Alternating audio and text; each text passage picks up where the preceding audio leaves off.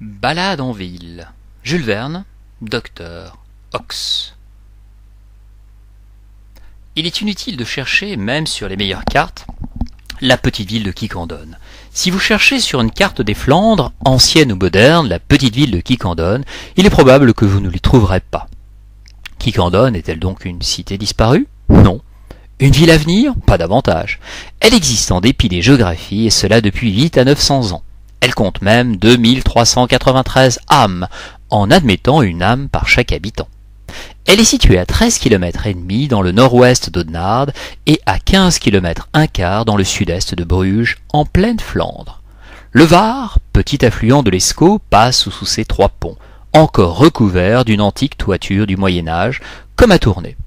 On y admire un vieux château dont la première pierre fut posée en 1197 par le comte Baudouin, futur empereur de Constantinople, et un hôtel de ville à demi-fenêtre gothique couronné d'un chapelet de créneaux que domine un beffroi à tourelles élevé de 357 pieds au-dessus du sol.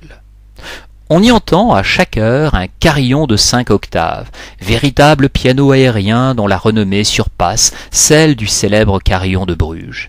Les étrangers, s'ils n'en est jamais venu à Quiquendone, ne quittent point cette curieuse ville sans avoir visité sa salle des Stadthauders, ornée du portrait en pied de Guillaume de Nassau par Brandon. Le jubé de l'église Saint-Magloire, chef-d'œuvre de l'architecture du XVIe siècle, le puits en fer forgé qui se creuse au milieu de la grande place Saint-Ernut, dont l'admirable ornementation est due au peintre forgeron Quentin Metsys. Le tombeau élevé autrefois à Marie de Bourgogne, fille de Charles le Téméraire, qui repose maintenant dans l'église de Notre-Dame de Bruges, etc. Enfin, Quiquendone a pour principale industrie la fabrication des crèmes fouettées et des sucres d'orge sur une grande échelle. Elle est administrée de père en fils depuis plusieurs siècles par la famille Van Tricasse.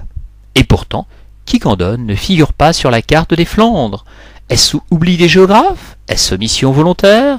C'est ce que je ne puis vous dire, mais Quiquendone existe bien réellement, avec ses rues étroites, son enceinte fortifiée, ses maisons espagnoles, sa halle et son bourgmestre, à telles enseignes qu'elle a été récemment le théâtre de phénomènes surprenants, extraordinaires, invraisemblables autant que véridiques, et qui vont être fidèlement rapportés dans le présent récit.